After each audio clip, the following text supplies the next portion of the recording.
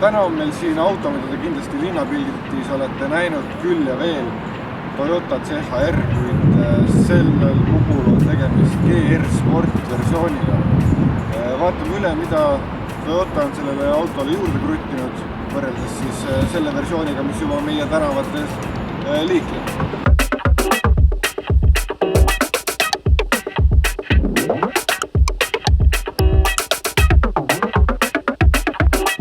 On, et kui ma Mustakivi Elkest seda autot käisin üles võtmas, siis see oli parasjagu reede hommik kell 9 ja ma võiks vanduda, et selle 10 minuti jooksul, mis ma seal esinduses ootasin seda autot, reaalselt 3 autot müüdi nagu inimestele maha.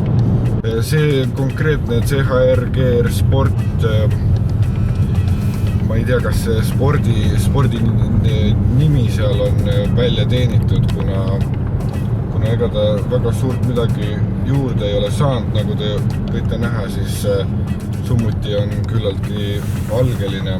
Roolil puuduvad labad, mida sa eeldaks sportversioonilt. Minek on väga hea, selle koha pealt ma võin tõepoolest mütsi maha võtta, et auto püsib maad ligi ja võid seda kurvidesse päris usinalt visata ja ilma igasuguse kahtluseta, et see kuhugile läheks.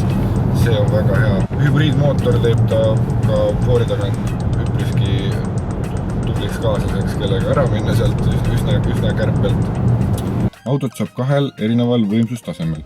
On 1,8 liitrise mootoriga, toodab 122 hobujõudu või siis on veel jõulisem variant, mis on 2-liitrine ning see toodab siis 184 hobujõudu koos siis hübriidajamisega.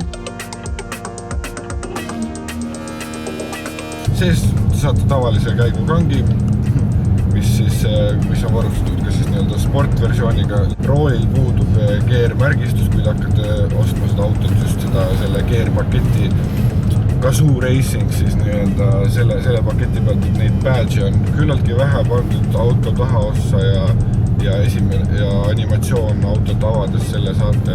Auto mahutab küllaltki hästi esimestele istmetele ja minu juhiiste on ka täiselektriline, igast ette taha üles alla, kõrvaliste on juba kangidega. Taga on ruumi pisiperele, ütleme ausalt välja. Ja pagasnik ehk pagasiruum ei ole varustatud automaatsete uste ja nuppude. Ühesõnaga ei ole seda nupuga üles-alla seda asja. Olemegi tagasi siin Mustakivi Elkes. Nädalavahetuse autoga on läbi saanud.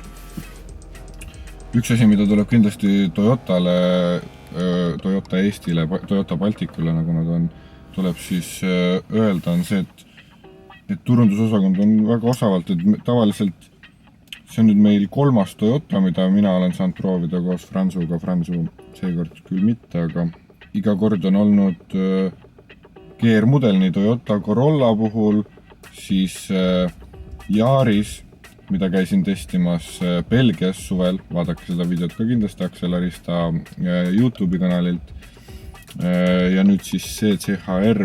Ja nagu juures olevalt pildilt näha, siis ma ei ole veel täna siia sisse läinud, aga ma eeldan, et seal juba müügimehed on ka tänaseks, kell on 9 läbi natukene, et juba ka tänaseks on nii 10 autot müüdud kindlasti juba. Ja see auto, alati kui autodest räägitakse, siis tuleb ju võtta seda suhteliselt, et alati tuleb vaadata auto hinda kõige esimesena, ehk siis mis sa selle hinna eest saad.